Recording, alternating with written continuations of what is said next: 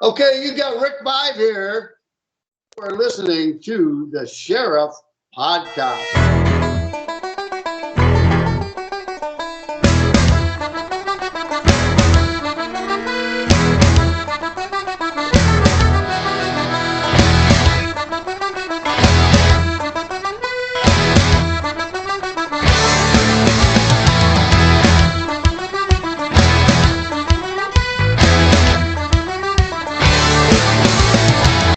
Welcome, everybody, to an exclusive episode of The Sheriff. Guys, tonight I am blessed with having one of my biggest idols in my life with me right now. This gentleman is doing things that I wish were done 20, 30, 40 years ago. And we're going to explain why it's taken this long and why this guy is the guy to step up to make it happen. Ladies and gentlemen, we're going to be introducing the founder of Skills Hockey and co-founder of Seaside Hockey. This gentleman has been mentoring young athletes of color for over 30 years. This gentleman is also dedicated to providing barrier-free hockey training experience for thousands of talented young players, just like his sons and his own family. Without further ado, ladies and gentlemen, Mr. Kirk Brooks, how are you doing this evening? Man, listen, I'm doing good, but I don't even know how to, you left me speechless on that introduction. I don't even know how I'm going to even respond to that. I'm like, man, thank you, brother. Man, I appreciate it. God bless you, man. Thank you. I appreciate it, man. And, I've been looking forward to getting on your show so we can just let loose and have a conversation, man. But I appreciate that. Thank you. Thank you so much. Yeah, for sure, brother. And Kirk, I want to say thank you to you too, because I really appreciate you coming on. Part of the reason for me even starting this podcast is to have a platform to really create awareness. Now, most of the time, we're focusing on mental health awareness with the hockey players, trying to figure out how we're going to help each other as a brotherhood, as a community. But this right here, the things that we're going to get into tonight is so important, and history proves it very important. And we're going to get into it right now. But before we get into that, Brooksy, I want to pick your brain a little bit, buddy. I'll admit, I like to do my research. I was looking you up because I wanted to know how this man started his beginnings, right? Now, I know you're Scotian, right? Yes. But yes. Were you born in Toronto? I'm Toronto born. Humber, yes. Humber Memorial Hospital, I believe it was called back then. I'm from the West Side, believe it or not. I'm not even originally, I didn't move to Scarborough till I was 11. My mom and dad, I don't know, a lot of people don't know, but back in the day, a lot of the communities all over the city, they had, mixed housing was something that they did a long time ago. So they actually had a draw, and for all the people that live in the hood, and my family actually won one of the tickets. So the ticket was, we were going from the west side to the east side. So we ended up in Malvern, basically, and they gave us a house, everything. That's basically how I came to Scarborough. Okay. Now, Brooksy, what I find really interesting, and I just want you to kind of give some insight to the listeners. The West End of Toronto back in the day. Now, I had heard that the brothers were getting on the ice. There was rec leagues. There was competitive stuff going on. You would see guys of color on the ice in the West End, but not so much in the East End. So I'm and I'm glad, man. Shoot, you're going deep already, man. I'm like, oh man, I wasn't even ready for that. I didn't even know we were going to go this deep. But I'm glad you brought that up. Back in the day, I'm 56, and in the 70s, in the West End, all the black players play hockey. We all played. We played for Burt Robertson Minor Hockey. There was Warren Park, man. We were in the rinks hard. We were we were out in the parks. We were in the schoolyards. We skated, even when there was ice out in the front of our house. We'd play games on the street, when the cars go, we'd play on that. So we've been doing it at the West. But when I moved to Scarborough, it was like guys looked at me like I was crazy. What, hockey? What's that? What are you talking about? And a lot of guys, Scarborough gets a lot of props because we have a lot of black NHLers. But more and more kids. The West has been carrying the swing in black hockey for forever, and they still are today. Well, I appreciate you giving that insight because there's a lot of things that are going to be educational in today's episode. I'm a big history guy, so I love knowing the history, making sense of it, and finding out how we can create a better history in the future, right? So if that makes sense. Now, Brooksy, I want to read a memoir of when I was younger playing hockey, okay? And the reason why I'm doing this is because I'm going to tie this in to what's happening right now with Seaside hockey and skills, okay? So this is a memoir of me as a young black hockey player playing in Scarborough. There was a time in my life that I felt out of place. This was at the hockey arena. I'm a AAA hockey player playing for the Don Mills Flyers, and sometimes when I'm not with my close teammates beside me, I don't feel welcome. I don't feel welcome in the arena. I don't see anybody that looks like me.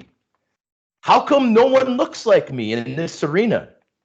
How come my friends at school don't support me playing hockey? And why do I have to feel left out and alone? And that's signed Sean McMorrow, right? So those are feelings and insight of a young kid playing at a time. This would have been in the 90s, Kirk, okay? So now, last year, there was a lot of social issues that happened in the United States, and it brought to light many, many things, okay? George Floyd and others created awareness where people were like, wait a second, it doesn't seem like things are right. Maybe we got to say something here. We got to come together as a community and improve things. There was professional leagues that stepped up and protested and said, we're not going to play tonight because of social injustice, the way things aren't fair, okay?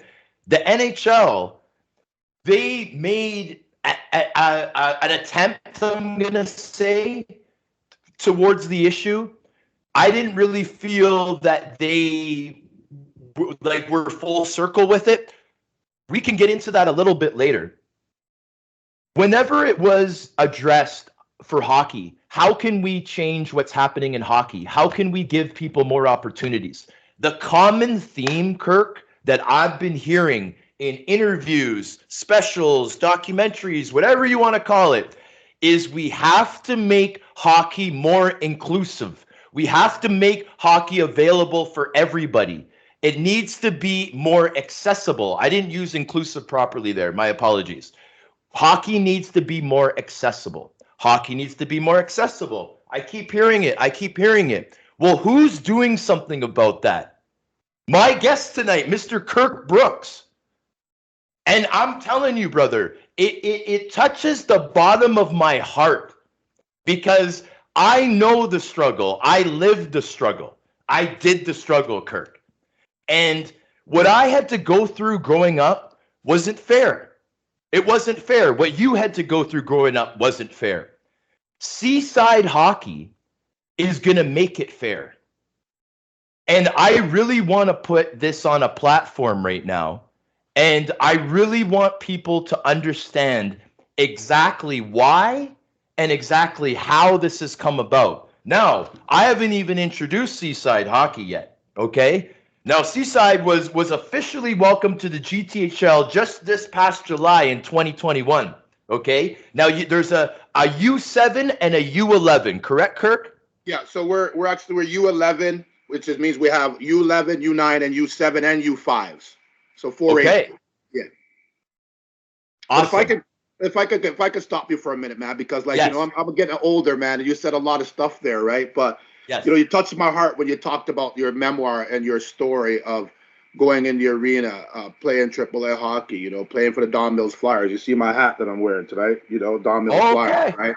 Okay. Yeah, you didn't notice, right? You didn't see that, right? 60th I did anniversary. not see that, man. And it touched my heart because, the fact that, Sean, that you went through it in the 90s, kids were going through it 10 years ago, 15 years ago, 20 years ago, but it's happening less today. But the truth be told, it still happens. We get calls all the time from kids that want to quit the game. They want to leave the game. They're getting, harassed from their team. They're uncomfortable in the dressing room. People are laughing at the way they dress or the way that they talk. None of the most offensive, people want to touch their hair. Why do you, all of these different types of things like that, right? But then, on the other flip side is you have communities that are embraced our players. Like one of the things that a lot of people don't know is that, Black players now, sometimes when they're with the Italian guys, it's almost better because the Italian guys actually look after them. There's been a big push across the board for diversity and inclusion, Sean. But one of the things that they're missing is that the infrastructure has to be able to look like your game. So, for instance, like when you go to an arena, still today, yeah, there are a lot more Black players. It's a lot more diversity, but you're still in the minority. Okay. So, your experiences, the experiences of all the other guys that we grew up with, and, I got lucky because I met a lot of good guys at such a young age. All of their experiences that they have allows me to pass this information on to those that will listen from our community so that they don't have to go through it, so that they know that, hey, you know what? You could pick up the phone, you could call Kirk, you could call Sean, you could call K-Dub, you could call this person. Doesn't matter, man. If you're out late at nighttime and you're in trouble, man, and you're one of our, you can pick up the phone and call us. That's the type of community that we've built, right? So now we're just trying to expand that a bit further. And it's so motivating, Kirk, because it's just like when you hear about a good thing, you get a good feeling in your heart. But when you can actually identify with exactly why it's happening and what it's going to create, it's almost limitless joy is what I would say. So now, Kirk, I was mentioning before that I am a big history guy, and with this podcast, again, it's a platform where we're able to educate and really let people know about things that matter. So now before I forget, there's a theme for today's episode too, Kirk, and this is your episode, so this is about you. So now it's leadership, diversity, and resilience. And these three words are going to be brought up many times in the next hour. And I'm just happy to be able to talk straight to the person where it's coming from. So if I could just interrupt for a second, there's something that we have to deal with, and I've been wanting to talk to you about this first. I was like, man, I can't get on. I want to ask you. Listen, so I just want to take 2 seconds and just sort of slide off topic, right? This is your show, buddy. You talk whatever you want. Like I'm watching all the highlights, right? And I love Connor McDavid, okay? And I just love some of the stuff that he does, right? But and I'm sure you're an old school hockey player like me, because I've talked to some old school hockey, but I'm like, the first time, I see these teams that Connor McDavid wind up once and then wind up twice. And once you see Connor McDavid put the cheat code on, you know what he's going to do. So it doesn't make any sense. I just wanted to ask you how you would play it, because I just wanted to let everybody know I love Connor McDavid. But guess what? I am not letting Connor McDavid do the cheat code on me. He did it to one team. After that, I'm taking a penalty. I'm tackling you. I'm tripping you. I'm hooking you or something. But there's absolutely no way as an old school hockey. So I asked you, how would you play Connor McDavid coming through the middle with a cheat code? Okay, so I'm going to give you the answer of the young me when I was trying to make the Sabres. Okay, right. Let's say it was preseason and we were playing Edmonton and Connor McDavid was older and I was playing against him. Right. So he goes through the middle. Now, I know I got to get noticed to make the team. So you know what I'm doing, Kirk? I'm putting the lumber to him, man. I'm not trying to break his arm, but I'm hitting him right in the glove. I'm taking the penalty, and I'm letting the brass up there know that I don't care who it is. Yep, the tough guy wants to say something. Okay, here, let's do it. That was my role. So that's how I would have played it. Okay. I would have given him the lumber. I'm not letting him walk through 5 of my guys. I just wanted to ask you that because I've been talking to all the old school heads and we're like, hey, you know what? I'm tackling Connor McDavid. I'm tripping him. As a matter of fact, all 5 of us are going to tackle him because they can only give out 1 penalty. And let's just take the chance on the power play. But anyway, I just wanted to get that out. I just wanted to see, hear the old school reaction, man, because sometimes I just miss that old school hockey. But anyway. I hear you, brother, and I appreciate you asking. Okay, so now so this is one thing that I'm a little passionate about, Kurt. Now, we see these heritage commercials in Canada about basketball. Basketball was invented in Canada by so-and-so, and you see a basket and a bunch of guys running around, and they're very unathletic, and it's a heritage commercial, right? We don't really hear too much about hockey. Now, You, my friend, have an incredible website. You have an incredible website for skills hockey. Okay. Man, I was enjoying going through this website when I was doing my research. I couldn't believe it because, like I said, man, the history for me is priceless. I want to talk about the history of hockey in Nova Scotia. Okay. So I'm going to read a little thing straight from your website.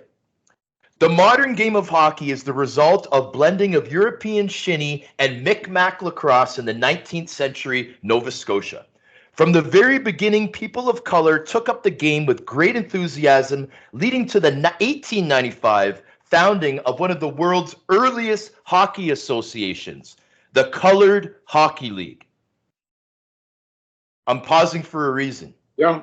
Based in Dartmouth, Nova Scotia, the Colored Hockey League player Eddie Martin is widely credited as the inventor of the slap shot, one of the most common moves in the game of hockey.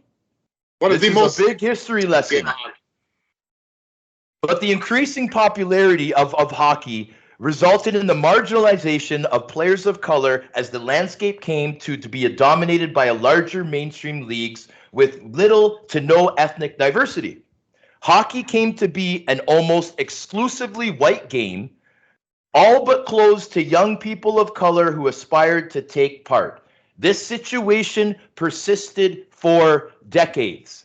Now, people are always saying, hockey is a very Caucasian sport, this, that. Nobody wants to talk about the beginnings, who the people are that were really passionate about playing this game, who the original players are, the original professional league in Canada. These things need to be talked about, Kirk. This is your fam back in Nova Scotia, man. So, the Scotian experience in Canada has so much history through and through, but a lot of people don't talk about the hockey part of it. No, how do you feel being a Scotian and knowing that we got to get this out? So, so one of the things, like I said, when I started my organization and we were, back in '92, we were called the Black Hockey School. Everything that I did, I took from Nova Scotia. What a lot of people don't know that through the 60s and 70s and 80s, Nova Scotia had one of the biggest hockey tournaments in the world was going on every year. Teams would travel from all over the place to play at Mandown. It was huge, right? Every age group? Just men. This was like men. This was like, like the Quebec Pee-wee tournament? Yeah. No, this is like men's. This is like it's almost like the tournament that I had. So when I had the Black Hockey tournament in Toronto, the Willie O'Ree tournament back in '92, I took that idea from what they were doing down home. That wasn't my idea. My uncles and them were telling me about the tournament down home. Hey. I'm like, all right, cool. And I'm just like, I'm going to do this. I'm going to do it in Toronto. And one of the reasons why, but when I go back to the Colored Hockey League back then is like, the Africville Seasides is like I was saying earlier today, is for me, it's really special because my father being a Carvery and seeing that now that team has been identified, there's 3 or 4 Carveries on the team. To me, that just like gives me goosebumps because I still don't know, only God knows why hockey is my passion and why I started doing it. This is what I do.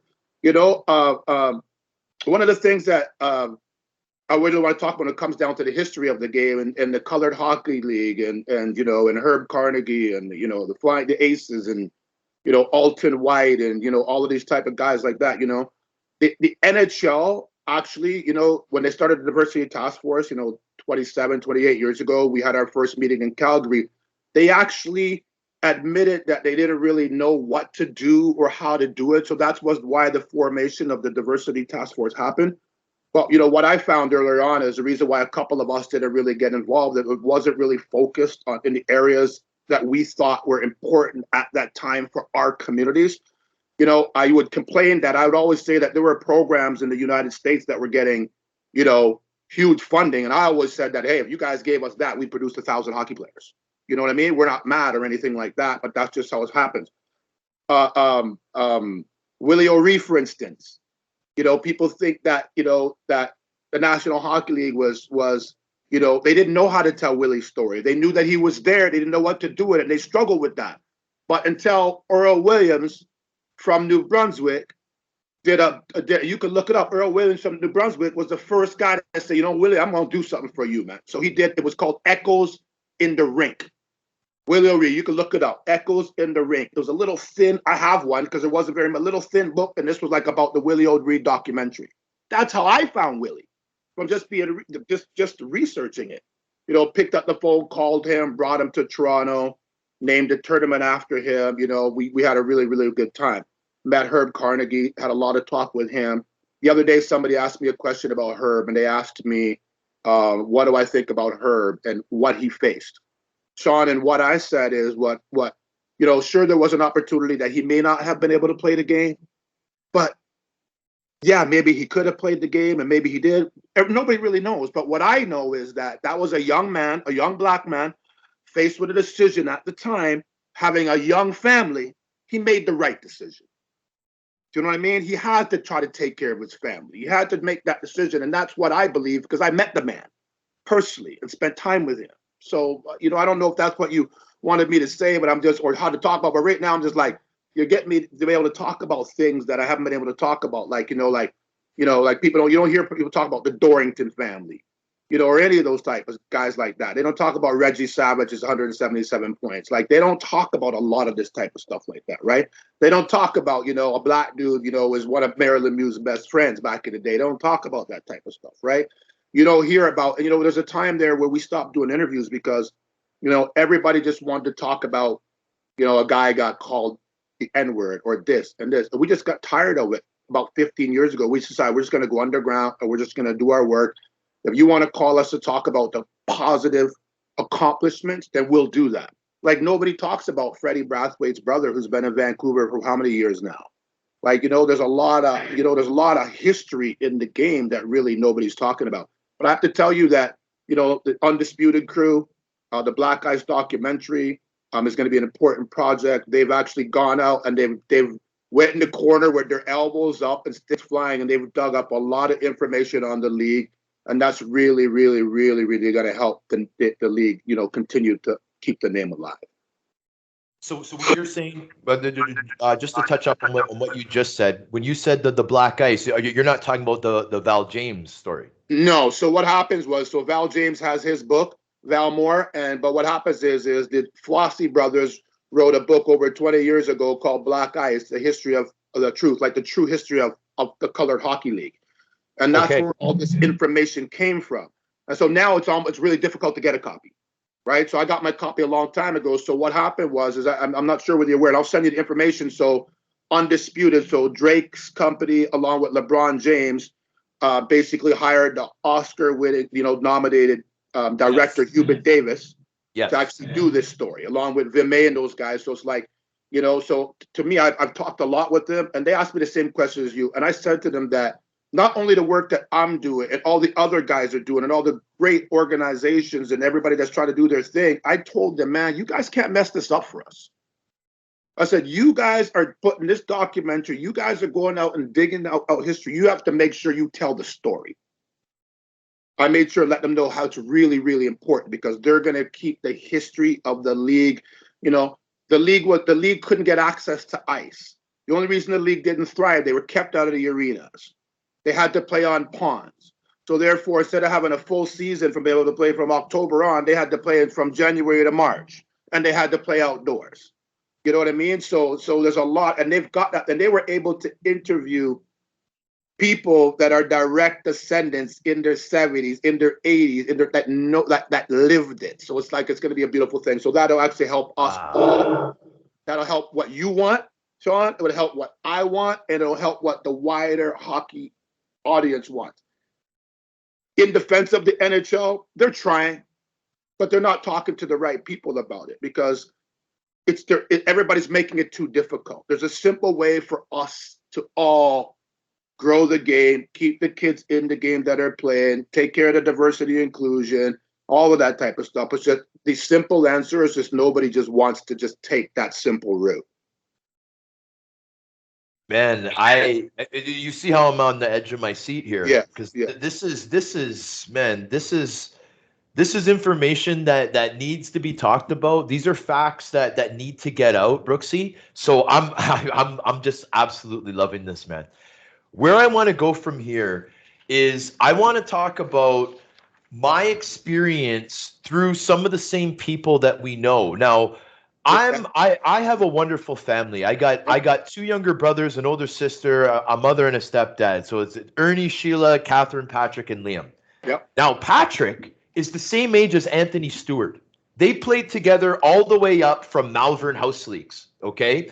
Obviously, Chris, just being 2 years younger, he's the same age as my other brother, Liam. Okay. They played hockey all the way up until Liam stopped. All right. So the Stewart family and the McMorrow family have been extremely close our entire lives.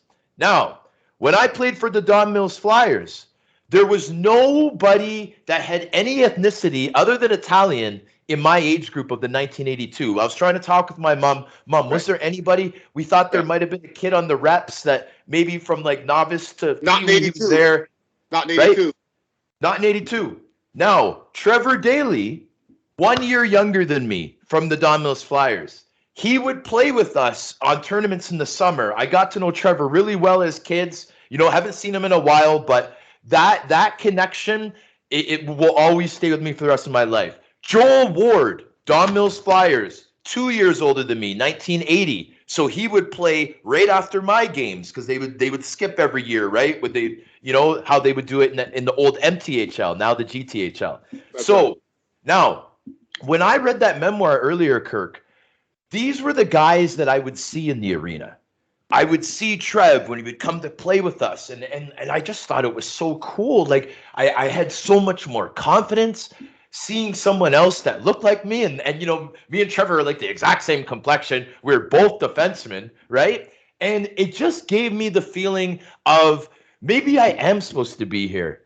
Maybe I do belong here. Trevor's here too, right? That's how I felt. This is 10, 11, 12 years old, Kirk.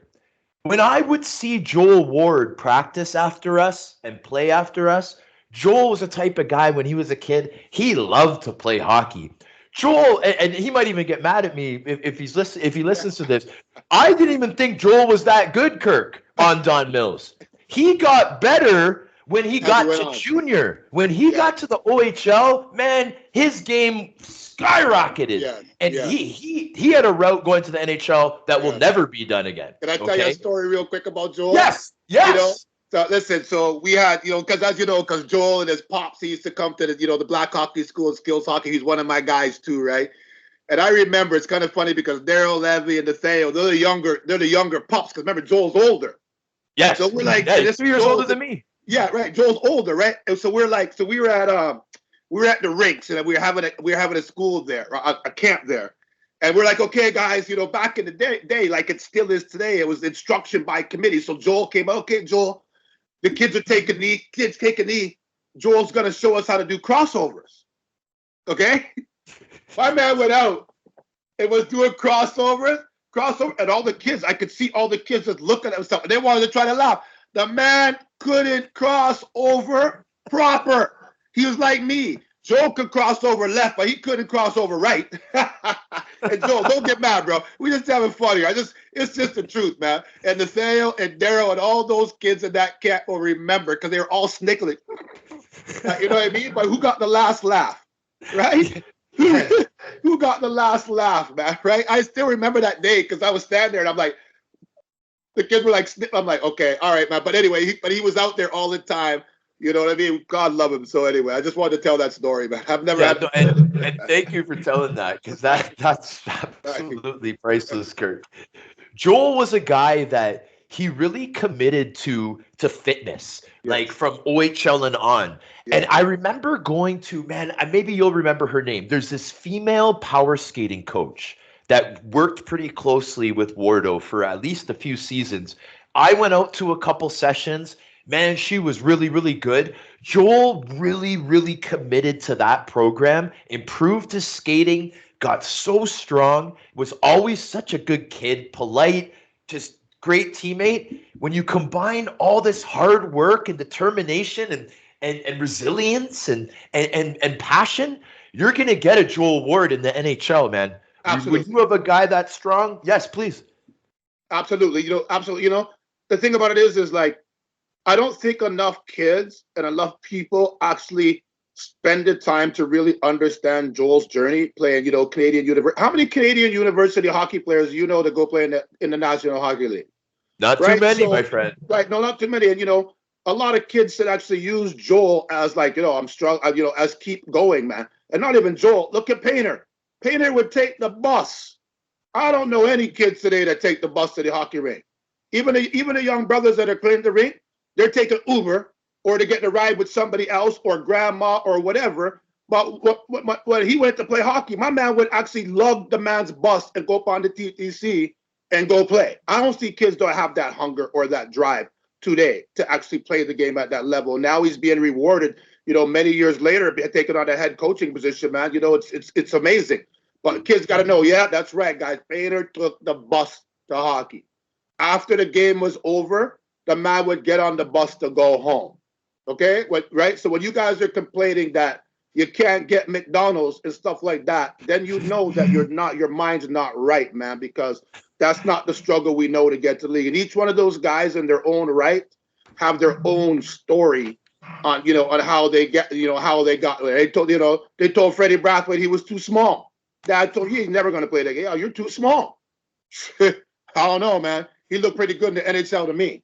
There's lots of stories, man, of guys that the kids but the kids today, Sean, it's kind of hard, one of the things that, even some of the other guys will tell you is even with the thousands of kids that we've talked to and all of the information that we've tabulated amongst all the brothers in the group, sometimes we'll talk to a black family or a minority family, and they're still worried that taking the information from us is going to put them in the bad books of everybody else. Like sometimes we'll give good advice and the people will not take our advice. They'll go follow the Joneses, or they'll go what this guy says, or they're going to go do what this guy says. And we try to tell them, hey, if you were training with Joe Brown before you went to this AAA team, then you should be continuing to skate with Joe Brown. You don't got to go skate with this or do this because you're being told. You're supposed to know what's best for your player, right? So therefore, a lot of people come back. Since I've been in the game 30 years now, I've got a lot of guys that said, Kirk, man, I should have listened to you. And I always say, guys, it wasn't about listening to me. I was taking all the information from the NHL guys, the guys that didn't make it, the guys that quit the game, the guys that didn't have money, the guys that were, that loved the game, the guys, whatever. And I was passing it on to you so you could make an informed decision. So just make sure now that anybody that you know and anybody that you contact or any young brothers, you just let them know, hey, I'm giving you this advice based on many, many, many, many hundreds of players' experiences. And it's different for a black player, right? So, that information is value. I just wish that our community and some of the players would actually listen more. And not, hey, listen, there's NHL guys out there trying to give them advice. And sometimes they don't even listen to them. So, I just wish, I'm hoping that, God bless, they just open up. You know what I mean, Sean? Yes, and the way for people to start trusting and is it to be an open dialogue, right? So I'm really hoping that people that listen to this, they really got to listen to this, right? Because this is all through experience. This isn't like us trying to test something out. No. This has been years of us going through it. We are a community in Toronto of hockey players, right? And we're just trying to tell the best information to give the kids the best advice of what's best for the player, like you said. Absolutely. So now, Kirk Brooks, from a family from Nova Scotia, Toronto-born man. The history of hockey is behind him. He's got the passion in his blood, okay? Now, we're going to be approaching the early 90s of when you start something. Now, I've heard a couple interviews, Kirk, and by the way, you're really good, man. You're a really good speaker, man. I got it. I learned that from spending so much time with K-Dubs back in the day, right? There you go, bro. Man, so. Okay. Yes. So now, I heard you say that the main reason for the Black Hockey Federation, which originally was the Black Hockey School, the main reason for that is so that you could give your own son a better opportunity to be able to make it, to be able for him to see people that look like him, to be able to feel more accepted, to be able to feel like he belonged. A lot of the similarities to what a young Sean McMorrow was writing in that memoir. Okay, can you give a little insight to that? First of all, am I right about this? Yes. So here's so when like I said, Chaos Levy, Daryl's father, we were playing football, and I had Nathaniel like, dude, what am I gonna do? There's no role models. I want him to play hockey. So we came up with this crazy idea that we're gonna have the black hockey school. So what we had to do is find one black player, right? So we just went out, started calling, hey, you know any black players? You know any black players? You know any black players? And once we found one, that very first camp we went to, people don't know, we visited 70 to 80 homes. We didn't, there was no email. We didn't talk on the phone. We actually went out every day from house to house. Oh, we're having a black, oh my God, our kids need this, you know, blah, blah, blah, you know, and then each family would know another black family. So that's how we did it. That's how we met Carl Weeks. That's how we met Wardo, because they all one by one, and that's how we did it. But we were like, okay, so what are we going to give them? So, you know, and this is so I needed to bring them a role model. So I picked up the phone and I called at the time, I called Dale Craigwell, who was in the National Hockey League, if you remember back in those days. He said he'll come. It's gonna cost you $750. I'm like, I had no money. But I'm like, all right, I had no way of knowing. I said, okay, cool, I'm gonna pay you that. Did you say Craighead? No, Dale Craigwell. Craigwell. Dale Craigwell, right? Then I had, you know, Corey Eisen at the time was on Windsor, if I remember correctly. And then Anson was getting ready to go to Michigan. He played for Wexford. And then Everton Blackwin. And then Ian Collins. And then it just basically was all my friends and family were the instructors, right? But Tony, I said, oh, finally, you know, somebody said, yeah, I tried to call Tony McKechnie. And he said that, you know, he didn't know me. He just like, oh, who's this guy? Call him up out of the blue, right? Who had this crazy idea. So he put me in touch with his agent at the time named Mike Gillis, who you know. So Mike Gillis was Tony McKechnie's agent back then. And, you know, so, and I actually, if I dig in my thing, I kept the letter because Mike Gillis put all these conditions in for Tony McKechnie to come to town. It was going to be like $2,500. Okay, so I'm like, right then, I didn't know anything about hockey. I was paying $200 or $300 for ice, too much. And I charged $78. We charged $78. No, $57 or $78. I still have the registration for it. I have to look at it for a whole weekend of ice. We weren't making any money. We were losing our money before. We had no clue what we were doing, right? So I committed to all this money for Dan Craigwell. Then I committed to all this money for Tony McKechnie. So anyway, so we get to the camp and Tony's there. And the whole time he's there, he has this glazed look in his eyes. And I'm like, yo, what's going on? The way he was just, and then the way he just took Kevin and Anson and Freddie Brathwaite and Nathan Lafayette was there at the time also, who played for, we're at the camp. The way he took them aside and told me, you know, hockey's going to give him a good life. Just keep your mouth shut and, you know, don't say it, keep your mouth shut. I remember him saying that, right? Then I was on the bench because now I'm sweating, right? Because I got to come up. I only gave him $750 deposit, right? I'm like, man, I'm sweating now. How I don't know where I'm gonna get this rest of this money to pay Tony McKechnie, right? That's why I love God. God is great because Tony McKechnie came and he sat down the bench and he goes, you know what, Kirk?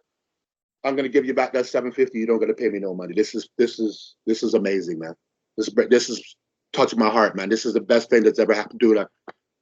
He gave me back the $750 and told Mike Gillis, don't worry about collecting the rest of the money. And Tony McKechnie and I have been fast friends since then. Yeah, he saved me, man. Because I'm like, but he said he loved it so much. He was like, man, this is great. He said, I'm going to give you back the $750. That's what happened. And me and him have been friends ever since. That is such an amazing story, Kirk. That's unbelievable. Now, just a quick follow-up question. How long did it take you to tell him that you didn't have the rest of the money to pay him? I didn't even get a chance to tell him. So this have you told them to this day? No, because the camp was Friday. So he's gonna find out on the show. Yeah, I was literally like, we were on Saturday afternoon. We only had the ice until like 1:00 on Sunday.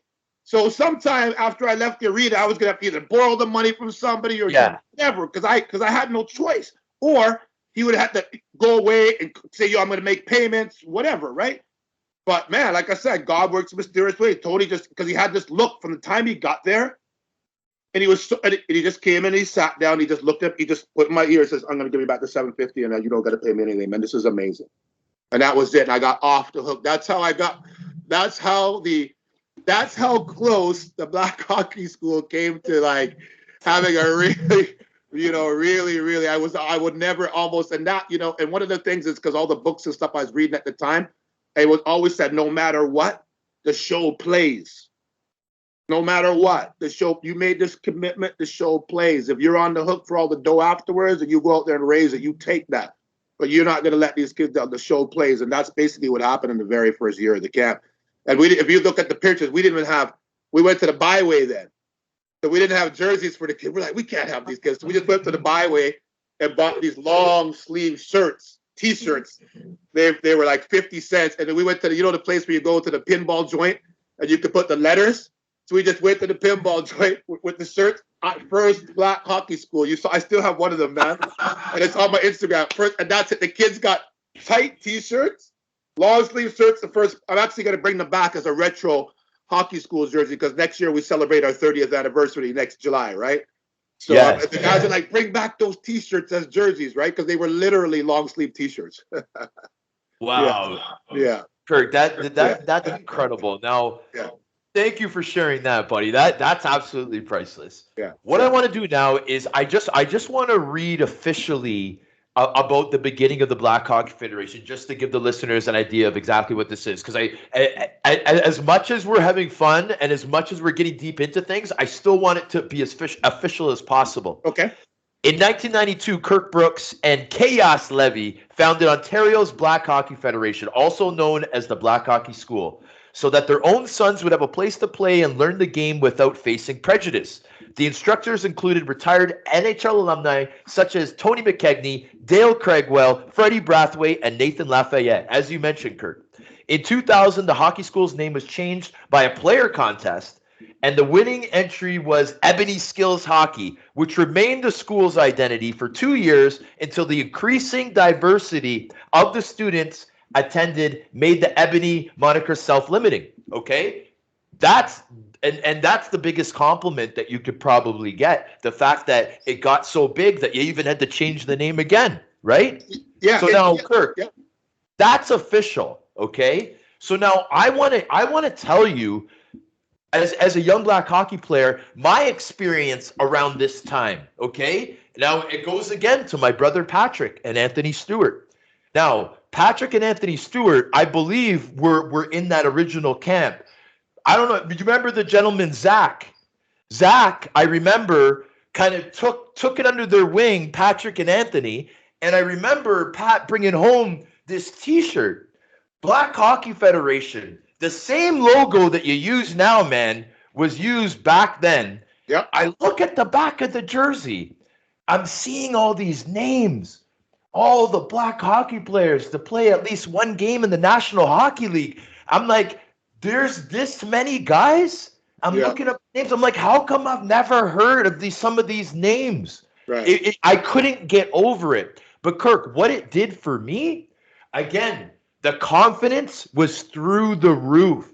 Yeah. When you see something to set an example, something to reach for, something that you know is legit because someone's done it before, that gives you the power to get better, to even strive for the highest mountain. And that's what it did for me. I couldn't believe that I saw a T-shirt that said the Black Hockey Federation. I couldn't believe it.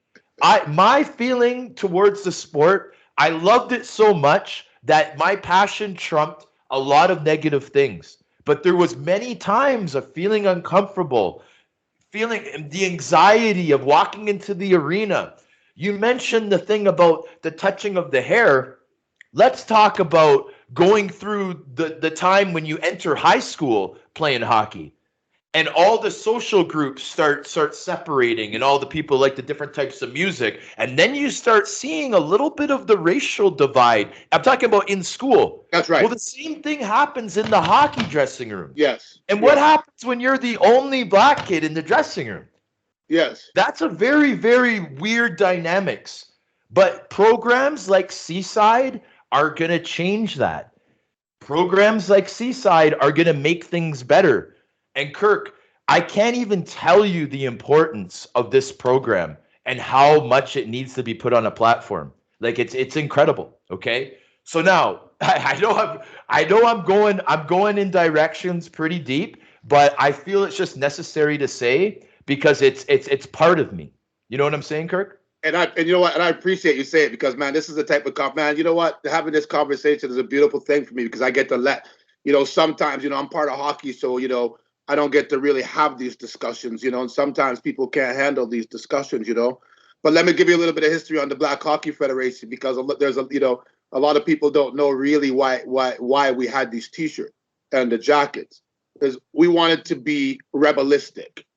That was our way of saying, yo, we're coming.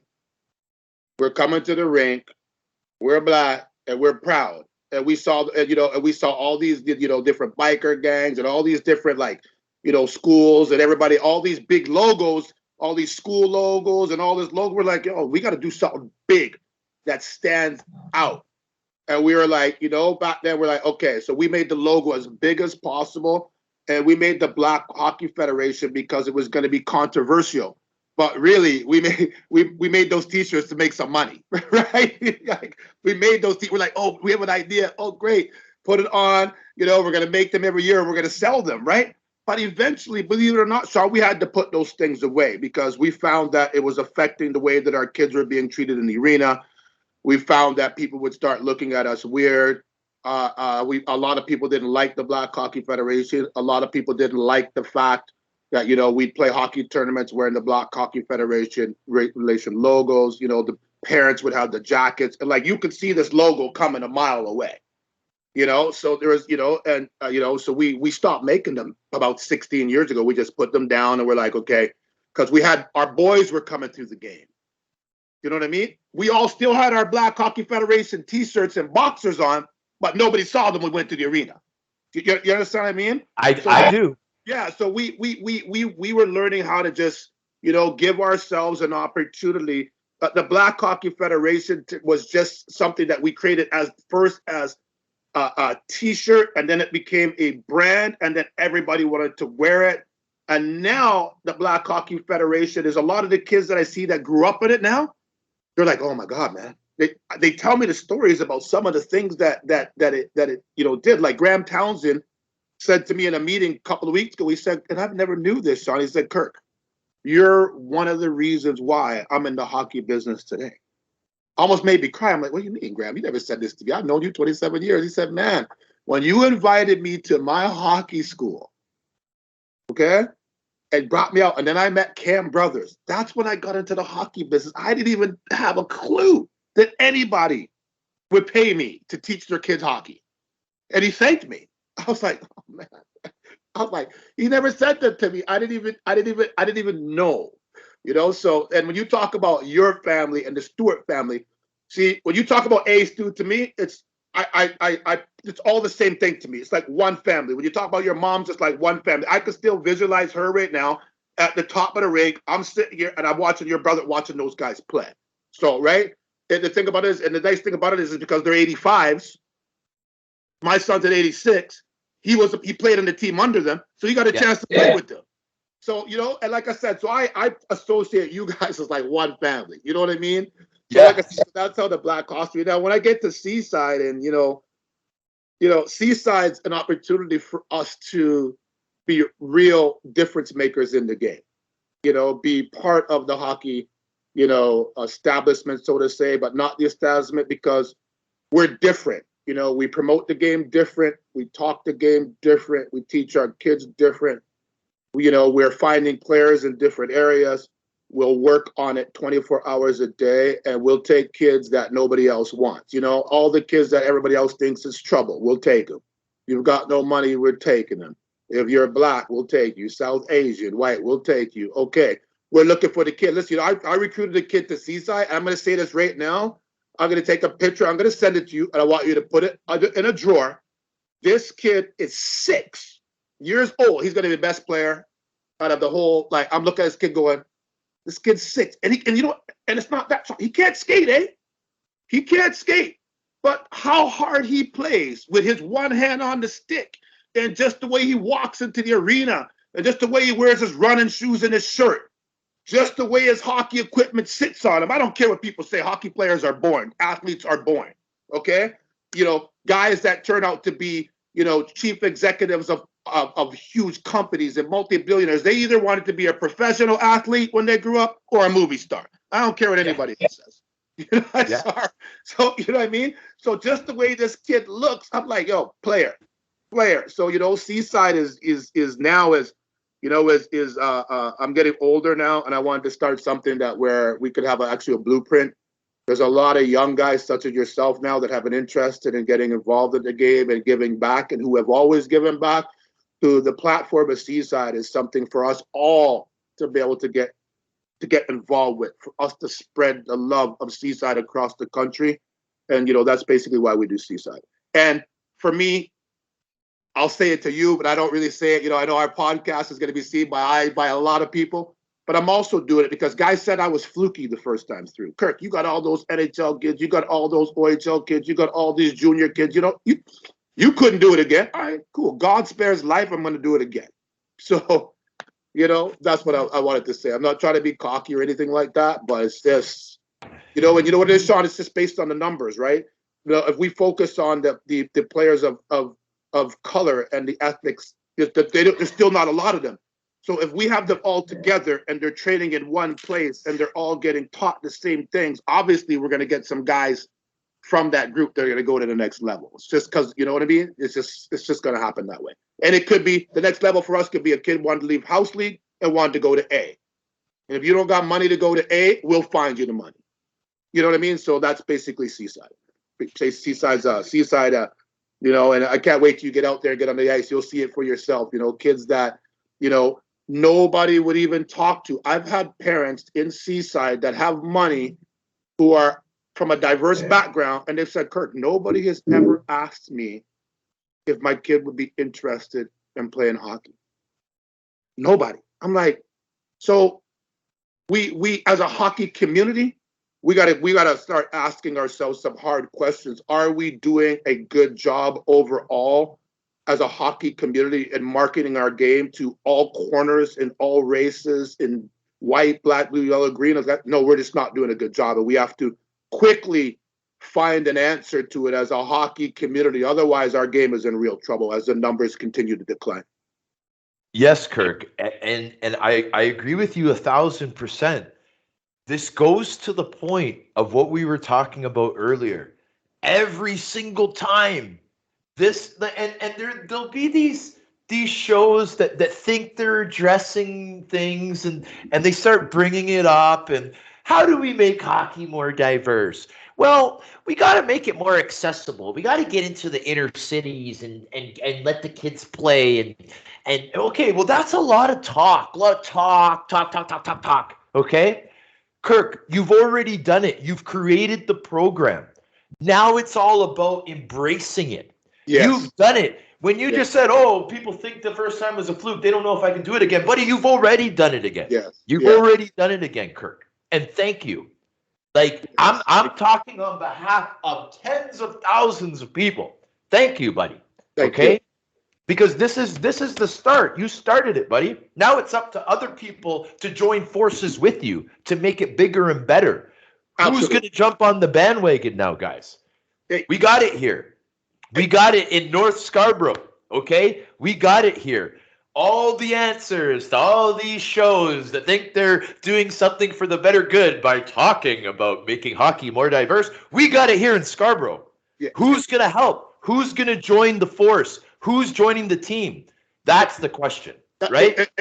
And you know what, Sean? No reason to interrupt. That is the absolute question because, you know, by accident, we've stumbled on a strategy that can help hockey nationally across the board in every single community. It's just whether that somebody's going to ask us the question or invite us to the table or actually think that we actually have an answer. Do you know what I mean? And you know, and we do, just by, and I have to say, I in no means have been able to pull this off on my own. Thanks to the kids that I used to coach, because they've come every week, kids that I used to coach, kids that are from skills hockey, guys that I played football with. guys that I used to fight with in high school, guys that didn't like me and I didn't like them, guys that I didn't talk to, other coaches from other organizations. All the dads come to the rink and they know that, yo, we may be short instructors. They all got, because they're all black, right? Even the white dads that we have in the program, because when you come and see Seaside, it's multicultural. We have a rule: bring your skates. We got tracksuits, because if we're ever short, we have a volunteer for it, and you can volunteer. So I've been able to do this, you know, from a army of people that have, you know, for whatever reason, my family or we've touched them to the point to where they want to come back and they help. You know, I tell you a story. Equipment Day. You know, I haven't talked to a lot of my boys about it, right? Because they're like, yo, you're whatever, man. You know, I'm like, okay, cool. So Equipment Day, I pull up to the rink, man, and we got all these vans full of, you know, and I see this car there, and I'm going, who's that? Next thing I know, boom, one of my good friends. He's getting out of the car. Next thing I know, boom, some other guy who, like I said, me and him used to fight in high school, so legit fist fight. He's like, yo, Yeah. can I come help, man? Like, dude, all these people that I've had interactions in my life, good or bad, are actually contributing to Seaside. It's a beautiful thing, man. It's just, man, I feel blessed, and I said it. I'll continue to say it. I don't know if I have all the answers. You know, I may make some mistakes, but I can most certainly tell you that I have a pretty good idea on how we can fix hockey across the board. I'm hoping that at some point in time, somebody's going to say, yo, we need to listen to what this guy's saying, because he's coming from years of experience, and not just from a black perspective. I'm a hockey person. It's what I do, right? I think the game, I read the game, and that's just what I do. And, you know, being on this show and being able to have this conversation, man, I'm like, man, right now I'm having goosebumps, because I'm like, how are people going to take our conversation tonight? Are they going to take it to heart and be offended by what we're talking about? Or are they going to say, you know what, man, those are two hockey dudes having a quaint conversation about our game. And, you know, shit, some of their points are valid. We have to, as you know, what they're asking hockey. I'm asking hockey right now. Hockey, what are we going to do? I'm part of hockey and I'm black. Doesn't matter. I'm still a hockey dude. What are we going to do as a hockey community to fix our game? Brooksy, what can be done? And the answer to all the questions, like I said, in all the interviews, the blueprint for what you're doing right now, the idea of that being in every city in the country, this blueprint, that would be a solution.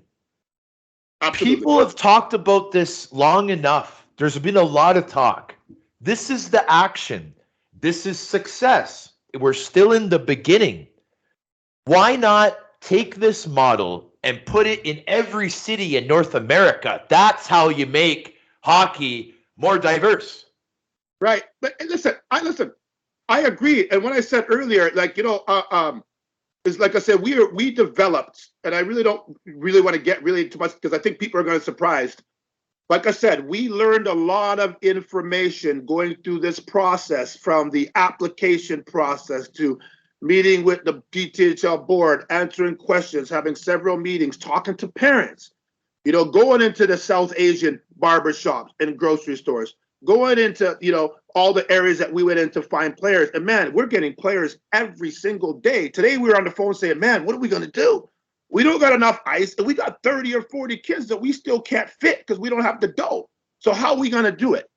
You know what I mean? We're going to keep battling. And the thing about it is that when I say that it's a national strategy, hockey's just got to open up their way of thinking.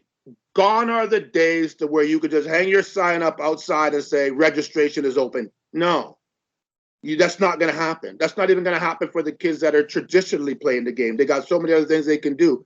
We need to really go back to you know, I call it, you know, what makes Seaside strong is we have a very strong street game, right?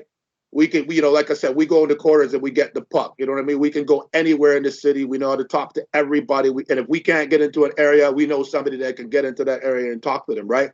And every single province, I'm not too concerned with the states. I'm more concerned with what we're going to do in Canada. But every single province and every single town, we could show them exactly what we did, how we did it, how to do it, how to keep it going. But not only that, we're going to give you a bonus.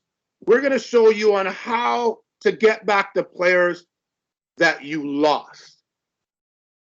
That's the type of thing that we're going to, so that's all the information that we're gathering out of this Seaside experiment. And like I said, we're not even at the game stage yet because our kids were absolutely new to the game. 8 weeks ago, they were falling down, they were crying, they didn't want to get on the ice, they were sitting on the bench, and now these same kids are scrimmaging, and they're coming. And they're coming, and they're going to come hard because, like I said, we're going to support them.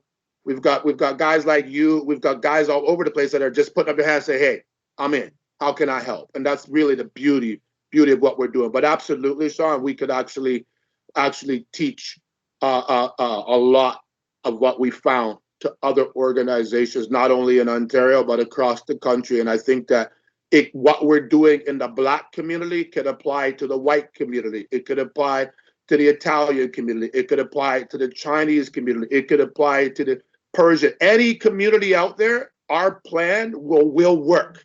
As long as we can find some guys in those areas that just love the game, at a certain level like we do. And they're out there just sitting at home, watching TV, saying the same thing I do. Man, these guys are making this really hard. It doesn't have to be this hard. It could be easy. Because I say it all the time. During Black, I got to tell you, during Black History Month, I'm so happy, but I'm tired, man. I want to see some creativity, man. Like this, and I'm not trying to be controversial in any means. I appreciate all the Black history moments and so on and so forth. But, I think after 2 or 3 years of this, guys have blown their brains out. So I don't think anybody has anything new to come up with for Black History Month. I'm hoping that somebody could come up with something creative for Black History Month for us to celebrate the game, right? Because there's only so many photos, there's only so many videos, and there's only so many stories that these guys have. You know what I mean? Very true. You know what I mean? So, the only other stories that are left to be told during Black History Month, guys don't want to talk about yet. You know what I mean? Guys are not ready to talk about that yet. So, that's when we're going to truly know the history on how these guys are doing what they're doing at the level that they're doing it and continuing to influence so many. Man, I know some stories, man. It's not my place, but when these guys are ready to really, really, really talk about the history and what they had to go through and what their parents went through and what they feel today while being in the game, because they still doubt whether the game really, really, really, really wants them. I'm very comfortable in saying that, but we know that we're hockey people. We are part of the game. And we're not going anywhere. We're just going to continue to push and get stronger and learn the game. And we're going to continue to mentor more kids. We're going to have more coaches. We're going to have more trainers. We're going to have all of that type of stuff because we believe that kids from every community have an opportunity to get involved with this great game. They call it the coolest game in the world. They got the hip hop in the dressing rooms. They got the R&B in the dressing rooms. They got the fashion. They got the swag, they got the style. So now, man, we just got to open up the rest of the other side of the game. I agree with you 1,000%. Just because we're talking about it right now, we're going to touch up on it at the end of the show as well. Yep. For someone that's listening to this right now, and they're like, you know what? I'm loving what I'm hearing. I want to be a part of this. I want to donate. I want to do this. I want to do that. What's the best way to do that, Kirk? Let's let them know right now while it's fresh. Well, I tell you, one of the best ways is my daughter's in charge of our social media accounts for Seaside. You could just, look us up on Instagram, Facebook, Twitter. I'm on LinkedIn, Kirk Brooks, 6 Sports, skillshockey.com, seasidehockey.ca. Yeah, or just Google Seaside and, you'll get all the information that's needed to actually get a hold of us, man. And it's like I said, we're getting help from all over the place, and we would appreciate it. And if you have a young son or daughter, and I'm going to say this, people are going to joke. Man, if you have one of those sons that's at home and he's running around outside in the middle of the winter with his jacket open and his boots undone and boogers hanging from his nose, he won't put his hat on, send them to me. We want about 25 kids like that for Seaside. Yeah. You know what I mean? You know what type of kid I'm talking about, right? I know. That's the type of kid that we want. Right on, man. Yeah. I'm absolutely loving this, man. Right. So okay, so now let's go in a little bit different of a direction here. Now, there's a lot of things that you're involved with that you support locally. The one thing I wanted to mention, like first off, is when you said, I'm wondering how people are going to take this episode. Are they going to do this or going to do that? The one thing that is factual and that can never be changed is that there is no area in the world that produces more black hockey players professionally than Scarborough, Amen. than Kirk Brooks's guys, the Amen. circle that we have here. Amen. There's strength in numbers. I'm telling you, Kirk, name somewhere else where there could be maybe comparisons. There's no comparisons.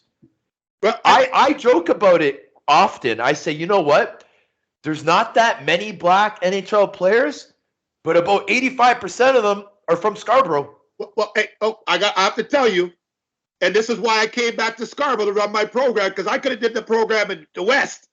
I'm like, no, we got to come back to Scarborough because, man, the West is starting to catch us, man. Oh yeah, Yeah, man. Because remember, we got Jamel Smith, we got Giovanni Smith, we got Zayd Wisdom. All those guys are coming from West, right? now the Subans, are they considered West too? West. They're from the West. Yeah. That's what I'm saying. So, hey, Scarborough, we need to produce some more players because the West is coming. But guess what? The reason why Scarborough, based no matter what, they'll never take the crown from us because Scarborough's so small. Yeah. Like when we talk West, like you know us, I'm from the East, so West to me is anything west of Yonge Street. Yes. It's a much wider, and that goes all the way to Mississauga, Oakville, Brampton, Vaughan. All the West. They get all that. They still haven't touched Scarborough. So you know what I mean? So and guess what? And some of the kids that are playing in the West live in Scarborough. So Scarborough is still going to have a say in the next generation of black players. But I'm gonna tell you something, man. Some of them are gonna be South Asian. Yeah. I got some South Asian kids in my program. I'm like, yo, how old are you? Oh, I'm 7. What? How old are you? You're 7. What are you? 5'9", 5'10", and his dad's like 6'5". He's like beside himself. He's I want my kid to play basketball. Kid hates it. Dad, I want to play hockey. You heard about my program. And the kid seriously gotta be fat, dude. Man is like I'm like, the guy just turned 8 years old. And you know what? He's got all the looks because we know hockey. You gotta be good looking. You gotta be able to look. You gotta be able to walk properly. You gotta be well educated because they don't really want the hardcore guys. This kid is pretty, well educated, from a good family, loves the game, doesn't get off the ice. He's out there he goes on the first hour and he finds a little spot and he works. He just stays out there. We just leave him alone because he's, you know what I mean? Like we got a bunch of kids like that coming. So I'm saying that the South Asian community, not only from Scarborough, but across this country, Vancouver, BC, and all those places, these kids are coming too hard right now.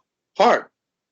I saw a video, Kirk, that you presented where it was a South Asian kid, and you said to him, hey, come here for a second. Did you play hockey a week ago? No. Did you have any equipment? No. How are you feeling now with all this equipment and this opportunity to play? And the kid just looked so happy. Is that the kid you're talking about, or is that another example? This is another example because that kid was a kid that's wanted to play hockey his whole life, but his dad didn't know how to start, didn't know where to go. And when I was out handing out flyers, like I said, doing my street work, pulling my car, the playground, I see a bunch of parents, hold on, give me some flyers. I get out my car, hey, how you doing? I'm Kirk, I got this program, blah, blah, blah. His dad looked at me funny, right?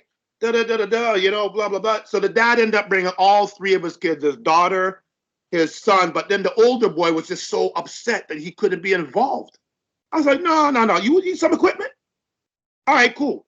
You can't be part of the Seaside program, but you know what we're going to do? We're going to get an extra hour of ice, and we're going to take you and anybody else that's 12, 13, and 14 that wants to get on the ice. And that's what we've done. So we got another 25 kids that are just starting to play, and they're in grade 9, and they're in grade 10, and they're just loving it, right? But anyway, so that guy got all his equipment, and then he was leaving the rink, and I turned my head. My man literally had a 4x4 moving box with Yeah. his equipment that he was going home with. He came to the rink with that, and he had a box. And he didn't care what anybody thought. He needed to get his hockey equipment to the arena because he wanted to play. And right then and then, I knew that, man, we've touched something here right now. Like, this is, I don't know how we can bottle this or how we can just take that. But at that moment, I was like, so unfortunately, we're in a day where you got to have social media. So I'm like, I'm going to take a picture. I'm going to post it. And man, since then, I have to tell you, that child, that young man, that picture of him, and then the company that said they're going to give him a bag, and then we posted the video of him and getting his bag. Dude, that's one of the most happiest kids in the world right now. He got a brand new hockey bag. He's playing hockey. But then we realized that we had a lot more support than we knew, because I had a very good friend of mine call up and say, Kirk. Then he goes, F off. And he hung up on me. And I go, he called me back and says, okay, man, I know you've been trying to get money from me for years. Where do I send my check? After he saw the guy with the box, he's like, Kirk, I had no choice but to help. Like, you know what I mean? So anyway, so that's, so like I said, that's what we got going on at Seaside right now. We got kids we got kids we got kids that are 4 years old that are mad that guys aren't sharing the puck. They won't share the puck. Man, you just started skating, 8 weeks ago. Like, don't worry about that. But the fire, tears coming down their eyes, and these kids are 4. Man, you know what I mean? And guess what, hockey? There's a whole bunch more of them out there. Yeah, there is, Kirk, and this like you're seeing the smile on my face while you're talking, and it's just because it's just so incredible, buddy. It's so incredible.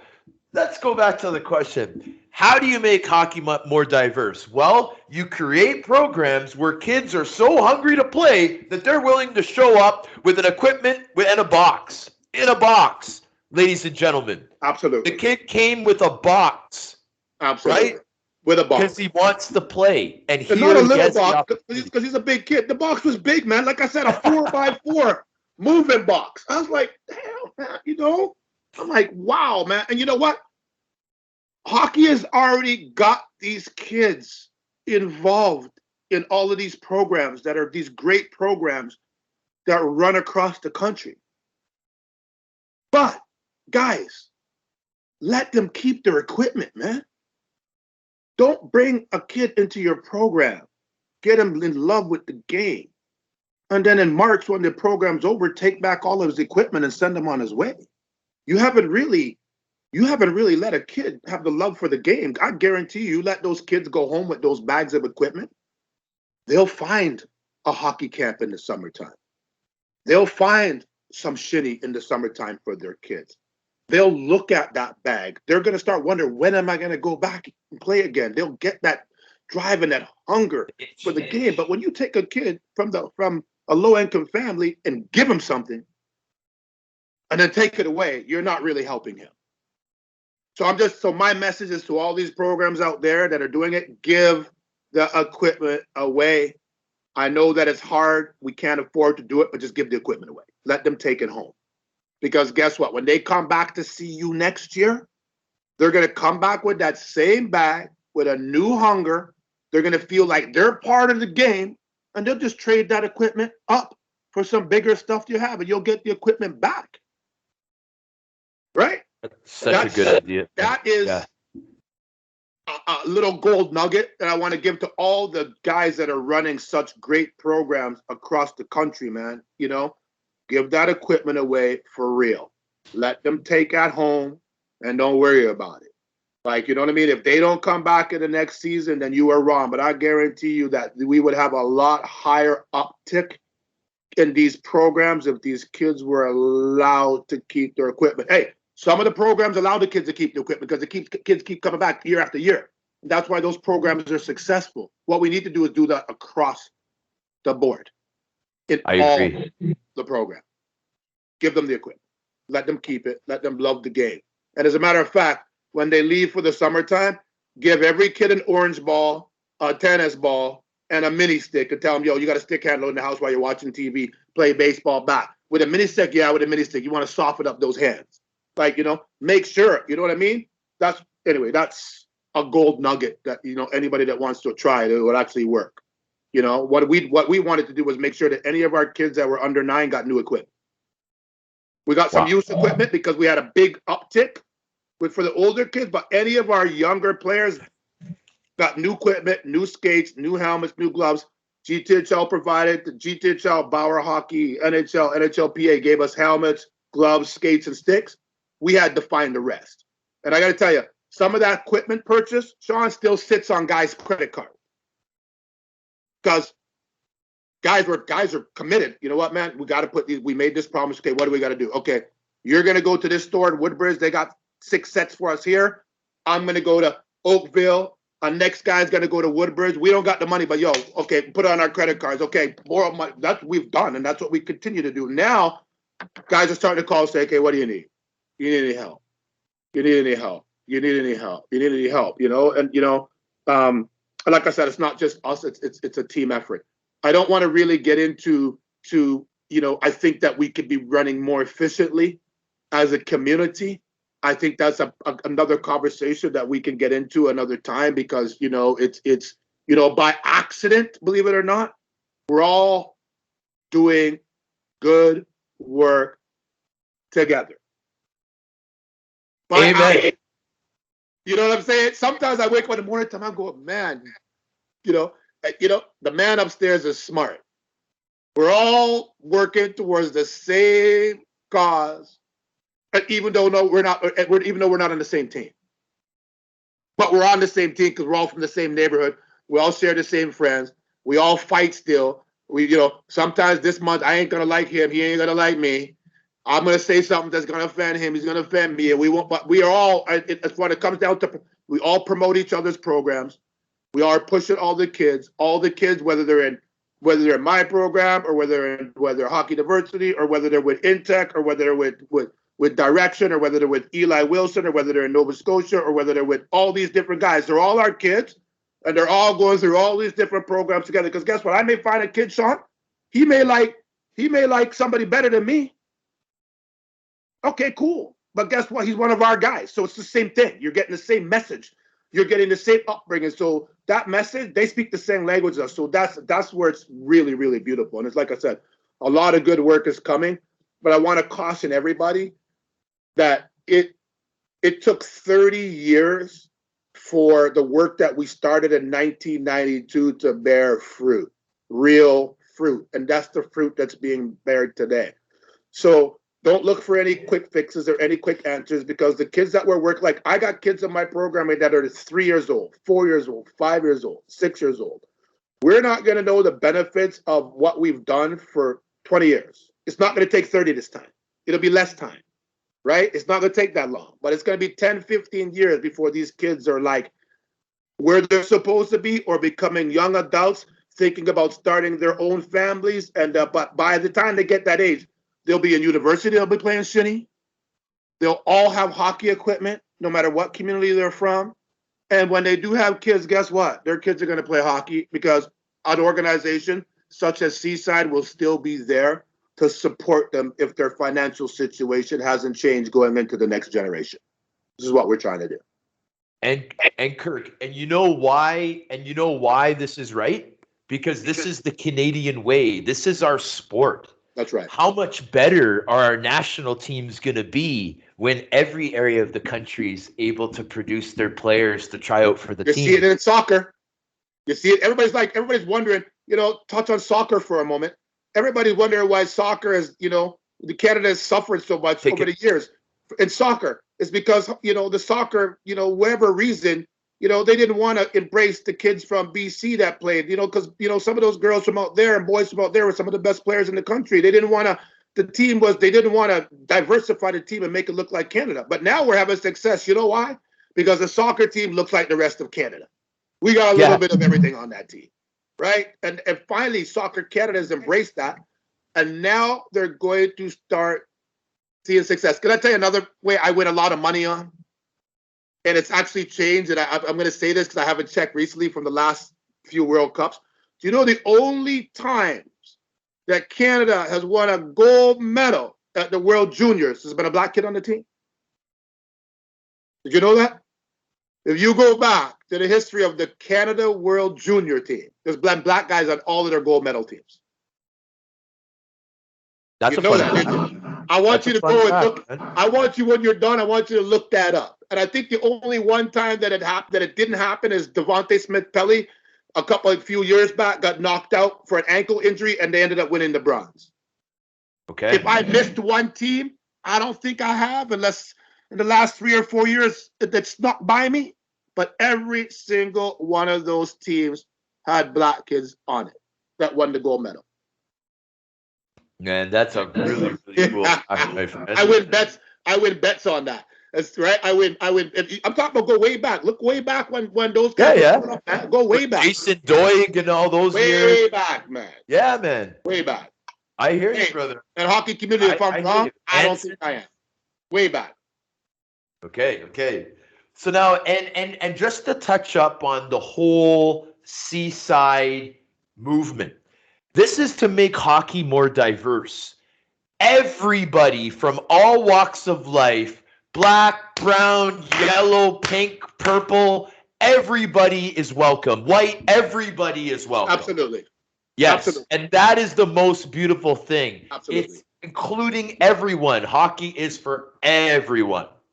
And the reason why I'm stressing that, Kirk, is because some people, when they're hearing good news about things, they want to pick it apart a little bit. They want to criticize. They want to challenge it a little bit. Oh, well, this might not be good if it's just this. Well, it's not. It's for everybody. It's Absolutely. to make hockey better for everybody, right? That's right. So now, Kirk, now this is going to be a fun little story. This is going to lighten things up a little bit. Okay. Now, there's a lot of things that you support locally, okay? Wayne's Warriors. Yes. Wayne's Warriors. Wayne Simmons we're talking about. Wayne's Warriors, okay? Now, I'm not sure exactly the extent, but were you the organizer, manager? What was your role? Now, I'm talking like 4 or 5 years ago. So here's the thing. I was able to work closely with Wayne and his wife for 1 year on the tournament. And I wanted to take it from a little thing and make it bigger, which we had a lot of success in doing. Wayne should be still doing that tournament, and I will take some of the responsibility of that while he's not doing that tournament, because what I tried to do is I tried to make it bigger by adding, like, we brought like a band, we had a big concert, and so on and so forth, and we were successful as far as the tournament is concerned. But with the after stuff, it wasn't so successful, right? Then afterwards, Wayne was like, you know what? He wanted to continue to do it, but then at that point in time, his family was changing.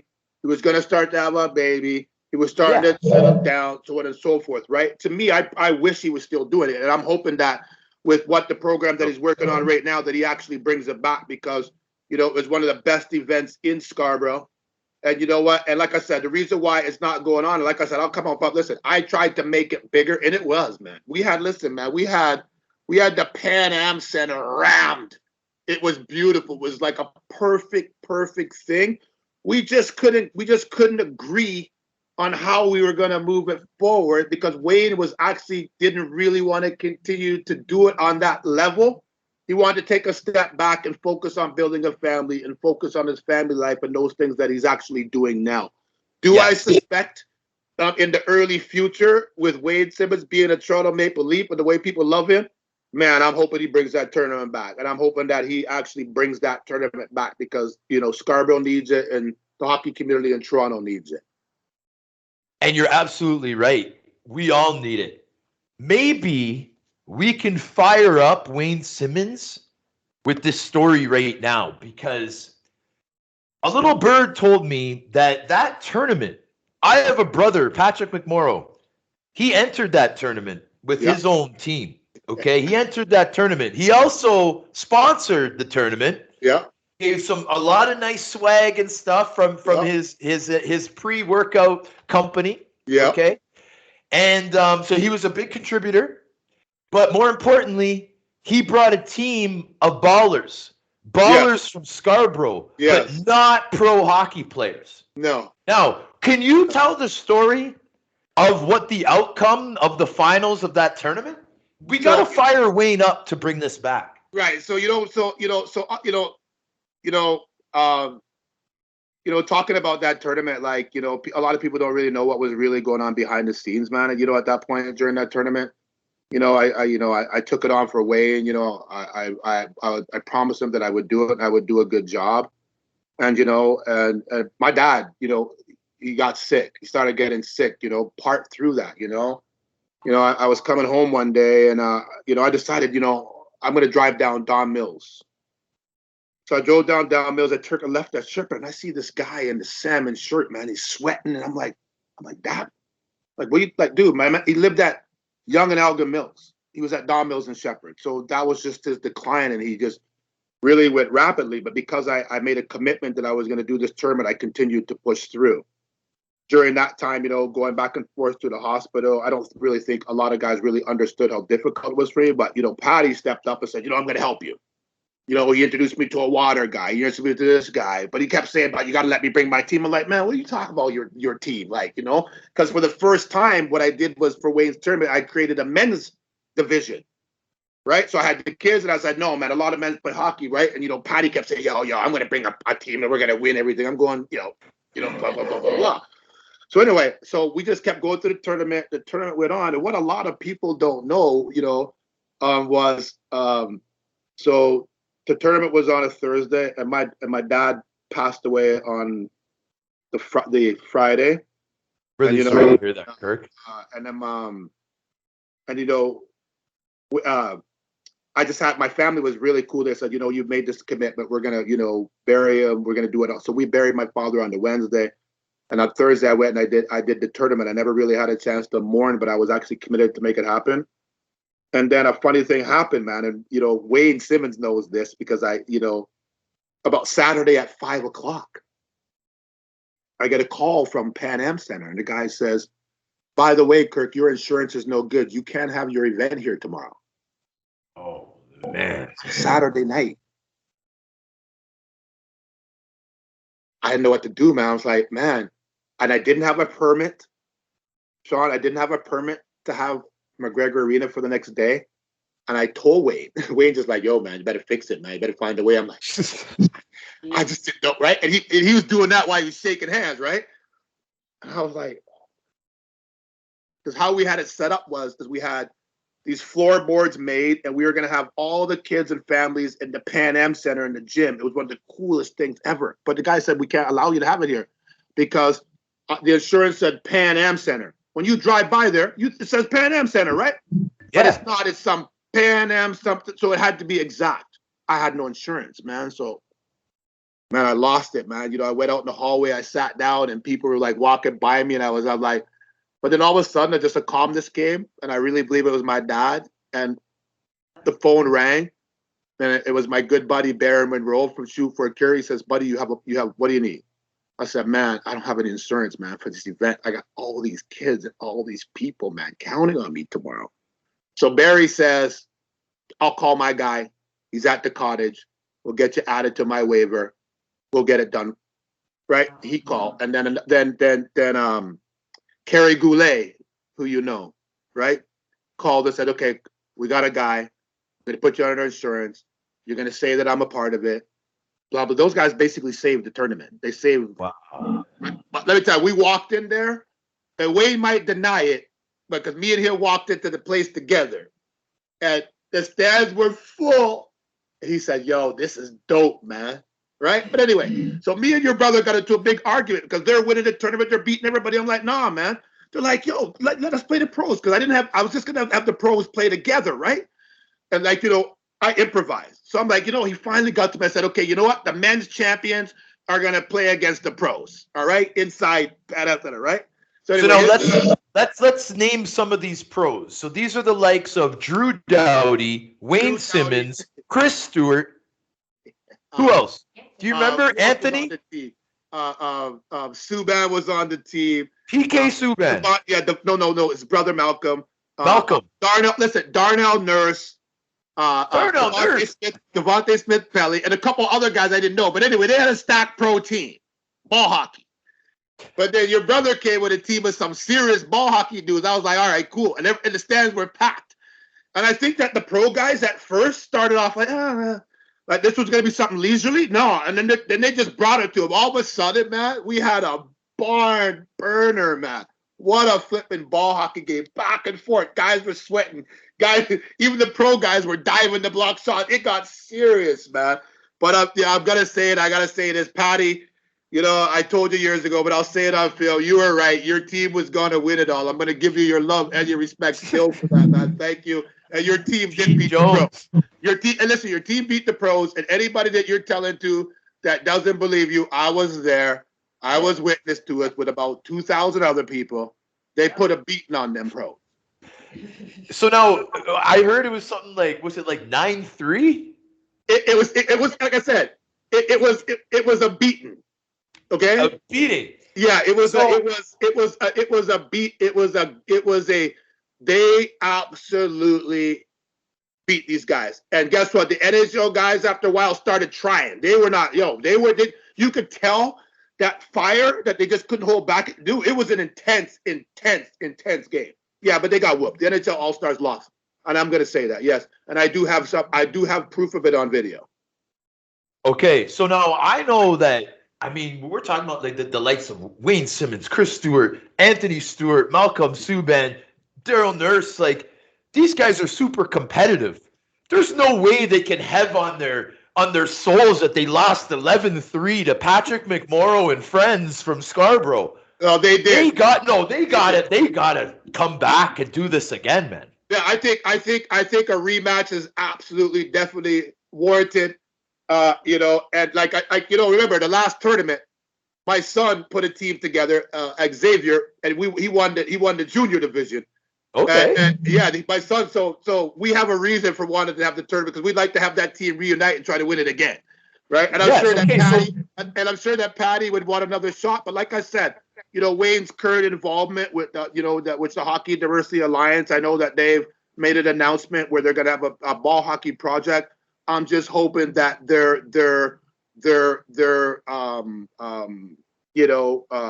quick enough to realize and smart enough to realize that it's a real simple to bring back the Wayne Simmons Road Hockey Warriors and use that blueprint because Wayne has a proven blueprint. Bring it back and use it. But I don't know whether Wayne is even interested, in doing it. Now listen, me and him had a great conversation when he came to Toronto, right? So it was like he was happy to be here. He always said he's going to have respect for what I do, and it's always real. No matter what, he may be mad at me one day, but he still loves me. So, of course. So, at the end of the day, like I said, some days them guys want to kill me because I'm the guy that just pushes the envelope all the time, and I still push them. I still believe, and I'll say it because I've said this to Wayne, and I'll say it right here on your. I still think that if Wayne put on some more weight and some more size, I think that he could have scored 40 goals every single year. What a lot of people don't know about Wayne, man, for a long time there, Wayne was in unique company as being one of the only guys to be able to score 30 goals in several seasons in a row, man, until he got injured a couple of years back. He was on that list. A lot of people don't give him that respect, man. But look at his numbers. 30 goal, man, for I think 7 or 8 seasons, man. Right? I'm thinking that if he puts 10 pounds on, he's a 40 goal man. That's just my own personal opinion, and I've said that to Wayne in conversations with him. I agree with you. Yeah. My co-host on this show, Kyle Warner, is based out of Philly. Yeah. He's an absolute Wayne Simmons fanatic. He talks about him. People have no idea the legend of Wayne Simmons in the cities that he's played in. Those fans that have watched him play saw the blood, sweat, and tears that he's produced for his teams. Man, the guy was what I would say he was the best power forward for multiple seasons at a time. If he's given the opportunity, he does damage. He deserves a lot of respect. He's having a season right now. He's having a good start to the season. I'd like to see him fight less because I don't want to see him get injured. Is because we need him in the playoffs last year. I think that his injury that he sustained before the playoffs last year really derailed himself, but also I think it derailed the Leafs because he was their spiritual heart and their leader, and there's that's why he's a Toronto boy that'll do anything to win. He'll eat the boards to win a Stanley Cup for Toronto, and I think the fans in Toronto are starting to realize that about Wayne, and the fact that he's off to a good run right now looks good for the Leafs, man. what we want to do is like, just, some of the other Leafs jump up, start carrying the physical load, man, because we need Simmer to be ready for the playoffs. And I tell you something, we got a healthy Wayne Simmons in going into the playoffs. We're going to be, the Toronto Maple Leafs are going to be a handful. But just one more thing to Carl Dubas. You need to go get one more Scarborough mans. I don't know who or where you're going to get it from. Matter of fact, it doesn't have to be Scarborough. He has to be a Toronto kid that is a good player, not a guy that's 85 years old. You need to go and somehow steal a guy that's sitting in the minors somewhere, that's got good points, that's a Toronto kid that's chomping at the bit, and add him to this lineup. And I think that where the Toronto Maple Leafs can be dangerous. And I'm an undercover Leaf fan. But as you can see, my allegiance is to the Boston Bruins. But I'm an undercover Leaf fan. I will admit that. But after the show is over, I will go back to being a Boston Bruin fan. But my son always tells me, Dad, no, everybody doesn't know that I'm a closet Leaf fan. I know everything about the Leafs. I know how they win. I know how they lose. Like I said, man, I think that Simmer having the start that he's having this year is going to bode well to them. I just want him see him fight less and stay healthy. Did you see what he did the other night? It's called the Scarborough Drape. When Wade grabbed that guy, Wade took that guy to the penalty. He took that guy from the blue line. He took that guy to the penalty box with him. And you know what? Sean, you saw, right? He was there. The guy was like, the guy was panicking, right? Wade was the guy was trying to pull his helmet off, right? I thought that was funny. That's a Scarborough Drape. So, he got draped up. Oh, and guess what? That guy's ready to win a cup, man. And like I said, man, I think that really it bodes well to the way that the Leafs have started. And the fact that the Wayne train is rolling right now, I think bodes well for our city. It rolls really well for the city. Yeah. He is the grit and the heart of the Toronto Maple Leafs. Absolutely. And as competitive as the man is, Patrick McMorrow put out the challenge just a couple hours ago, right, before we started the show. Right. You tell Brooksy and Dub Sims that we want a rematch. He put it out there, man. He put it out there. So I hope Wayne listens to this, and I hope it motivates him to bring it back. It back. Hey, even if he doesn't bring it back, there's a ball hockey arena outside at Markham and Steeles. I'm pretty sure that we could arrange a private gathering between that team and some NHL guys, and we can settle it in private even. It don't even have to be public. But there has to be rematch, right? Brooksy, you got it, man. You got it, man. So and Brooksy, I also wanted to establish the fact that you guys are at Malvern Arena, correct? Yeah, we're Malvern on Sundays and Commander Park on Saturdays. The city still doesn't know where they're going to actually give us ice, because we're new. So we're fighting to be based out of Malvern. It's just the facilities are a bit better. There's a lot more room, more area for a program like ours, because we have a lot of people that are new to the game. So we need to have an area where we can have proper fitting, big enough dressing rooms. But I got to give the city of Scarborough credit. They finally, after 8 years, paved the driveway at Commander Park. Thank you, city. No, what? Really? They paved it. They finally paved, the craters and stuff at Commander. So now, City of Toronto, can you please not take 8 more to do Malvern, because it's overdue now also. Wow. Okay. Yeah. So, and I just wanted to add, the history to Malvern Arena. Patty McMorrow and Anthony Stewart started at Malvern Arena. Chris Stewart started at Malvern Arena. I started at Malvern. My brother Liam started at Malvern. Even my sister Catherine started at Malvern. I started my program at Malvern. I lived in Malvern, and I started my program in Malvern.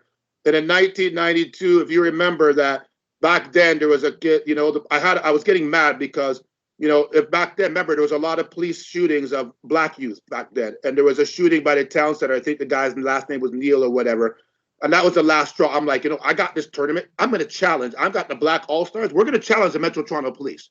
We can't beat them. We can't fight them. But you know what is worse? Is that we can beat them on the ice. So I called, Terry Griffith from Midnight Excess. I'm saying, listen, man, I'm going to challenge the police. We got to put together an all-star team for this tournament called the Black All-Star Team. And we're going to play the Metro Toronto Police. Craig Bromell back then was, cocky. Yeah, we got a team. We have a AAA police team. Yeah, we got some guy. We haven't lost in 3 years. All right, cool. they came into Malvern, man, and it's like we had politicians. Malvern was packed. The police came in because they were in Malvern. They came in with a big police guard and everything, right? And then I seen the police team come out. I was like, oh shit, man. Ooh. They had some dudes, you know, when they get on the ice, you're like, whoa, right? But then our team came out, and I was like, all right, music, well, okay. The game started. Man, it got so rough, man. Like, it got rough. Oh, yeah, to the point to where we had to stop the play, and I had to go down to my team, and Craig Bramell had to go to the cops and say, guys, like, cool it, like, you know, calm down, man, because there was a lot of people there. Man, once we got down to hockey, man, we handed it to, we scored the 5th goal, and then on the 6th goal, Terry Griffith came down, scored, and did the moonwalk. No way. So we beat, we beat the police.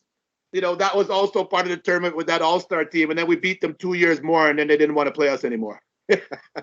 Wow. I'm actually in talks with them for my 30th anniversary to actually play to have another Black all-star team play against the Metro Toronto Police, like as a 30-year, you know, because we played against them 30 years ago for the first time. Yeah. Another story. So that was 30 years ago you're talking about. Yeah, that was September 1992. Next year will be 30 years. Wow. Yeah. Willie O'Ree tournament was the very first year. Man, Master T, remember Extendamix? He was one of my sponsors. Bev Masco, let her rest in peace, was one of my sponsors. Bruce Smith Realty, one of my sponsors. Share Magazine, The Real Jerk. Like those are my I'll send you I still have the poster from back then, man. That was my first tournament that I had back then. And we had that all-star game was like the game. I remember politicians, all kind of guys were in that flipping arena going crazy because that was my way, my contribution. Because I tell you, man, when a white guy used to want to argue with me at a bar, I'd say, you know what, buddy? I said, I got an answer to this. I go, listen, man, why don't you get 5 of your friends? I'll get 5 of my friends, and we'll go rent some ice, and we'll just settle on the ice. You know how many guys would be like, yo, this guy's in the middle of a bar, ain't nobody else here, and I got a problem with him, but he's saying, yo, we just settle on the ice. Bring your, you know how many times I got guys that just were talking, they just shut up. I'm like, yo, man, let's go, man. It's like, forget it, we don't need to fight. You got 5 dudes, I'll bring 5 dudes. You bring a goal, we'll settle on the ice. Guys would just be quiet. That used to be my moniker, man, back in the day. I said that every time, right? Right. Kurt, that is unbelievable. Bro. Yeah, that's what I used to say. That's great. That is so great, man. I'm gonna repeat that story if you don't mind. I'll repeat that 100 times, man. That's incredible, man. You ever challenge a white guy to a fight and tell him that you want to, instead of fighting, to play in hockey? They're gonna get nervous. Because how is this black guy dude gonna challenge me to hockey? They get nervous. They don't want to fight. Oh man. This is so priceless. Hey, okay, I'm gonna put you in the hot seat. So there's so much more, Kirk. There's so much more, but a way for me to finagle you to come back on. Yeah. I'm gonna have to put you on the hot seat and ask if you come back for a part 2. Oh, definitely. There's a lot of stuff that we haven't. You know, I was getting really nervous that you were gonna ask me who my favorite black player was. Like we gotta leave that. You know that is a controversy all in itself. We'll leave that for part 2. That will be extremely controversial, man. Holy. Yeah. Well, Kirk, what I wanted to accomplish in this episode, leadership, diversity, and resilience. That was the common theme throughout the episode. I wanted the listeners to understand some of the history, where you're from, what you're about, what drives you, right? And why we're doing what we're doing now, what you've created, and how big of an impact it's going to be. And I'm glad that we were able to get through that, because this platform right here, there's probably not a more important topic for me personally, because I'm a hockey player, than this right now. So this was so important to me. And I really hope we opened up some eyes here for people that did not know what was going on, did not know the history, and now they can be a part of the future. I have to tell you, man, one thing, man, where I got mad love and respect for your show, because I knew when I was coming on that this is going to be the real first. Like, I've had a lot of great interviews. I've talked to a lot of people about what it is we're trying to do, but man, I knew this was going to be an interview where, man, it was going to be real. I was going to be able to really talk about what really happened and how we did it and where we're going to go and how we're going to get there. There's so much more stuff, There is. There there's is. so much I know. more stuff, and like last year, I had to, send a little shot across a lot of people's bow, because they were talking about Black history. So what I did was I was able to, from our program, I'm going to call it ours, the Black Communities Program, I was able to post 2 Black pros every day from our program for Black History Month. Wow. Every day from the program. But guess what? Every day. Yeah. Guys were mad because I didn't realize I forgot dudes. Oh, okay. I went through a month. I put 2 a day. Some days Black players that we've touched that come through the program, and I miss guys. Guys would call me up, yo, man. Yo, you forget about me, man. Like, so I'm not going to do it again, but this year we'll add all the guys that we missed because we're like, oh my goodness, we forgot this guy, we forget this guy, we forget this guy. You know what I mean? Like, it's like, so like I said, this is a great conversation, man. I'm so excited by it. And like I said, I don't think real hockey people that are listening to this conversation, and you've had a lot of great hockey people, a lot of hockey veterans, a lot of great dudes, man. I don't know, man. With all your guests, they might have 10,000 games between them that you had on this episode. Like, so everybody knows that you're coming from a place where your spirit is pure. You just want everybody to know the facts and the truth. And to give us the platform to be able to talk like this, I don't think we're going to offend anybody. And anybody that we have offended by just talking about this story doesn't understand that we are concerned, like everybody else, about hockey. But we got a big history that needs to be told, man. People big like, time. nobody's talked about Midnight Express. Like, everybody's always talked about this Black team and the colored hockey, but what about Midnight Express, man? Midnight Express, yeah. You're talking about the Canadian champions for 10, 15 years. You're talking about the influence of hockey. You're talking about the first real group of hockey guys that didn't have a chance to play in the OHL or didn't have a chance to play pro. So they said, oh yeah, screw you guys, we're going to go play for money. So the Midnight Express in the hockey world, you talk to anybody that's in their 50s, it's in their 40s, it's in their 30s, they will talk about Midnight Express made a huge mark in Black hockey. Ain't nobody out talking to Terry and those guys about their history, or about how they did it, or how they were going out to like Lucan, Lucan and playing in money tournaments, going to with you know what I mean? Like, yeah. They've been playing money tournaments and they won. Like, they're legends. Like, not only they're legends. I'm a Scarborough legend. Terry Griffith is a Black hockey legend. You know what I mean? So, like, at some point in time, you may want to get him on to talk about Midnight Express and what they did. I don't know if you'll get him to talk about the trail that they left across Canada, but hey, man. But, man, Yes. they're still an important contributor to the game of hockey, man. So I just wanted to bring that up. Yes, of course, and thank you for bringing it up, bro. And honestly, man, we talked 2 weeks ago, and the invitation was put out for me to be a part of this program. I am jumping all in, bro. I just got a vehicle on the road, so I'm gonna be a part of this through and through. I'm so excited, Kirk. You have no idea. This is totally up my alley, man. Right? So I'm so excited. I want to thank you again for coming on. The awareness that we're able to create is incredible tonight. Okay. And I want to thank our listeners for tuning in to another episode of The Sheriff featuring special guest, Scarborough legend, Kirk Brooks. Thank you for that. And one last point before I go. When you come to Seaside, every new instructor or volunteer has to go through initiation. I have no problem with that, man. And I got to tell you what the initiation is, man. So I want you to take some leave for your back. You're going to get a 3-year-old that doesn't know how to skate or stand up for the first time you come. We're going to go like, my daughter going to say, you know what? They don't care. Here you go. We know that you're a big deal, but he's 3 years old. Away you go. There you go, man. But thank you for I absolutely love it, man. Thank you for having me. Thank you for allowing me to talk. I'm hope that I can come back And I'm hoping that, the next time that we come back, we're going to add a couple of old school guys to the conversation that really add some more meat and potatoes to what we're talking about. Because we got a lot of stories, man. And some of the stories, and guess what? And we are going to save all of these stories for the Sheriff podcast.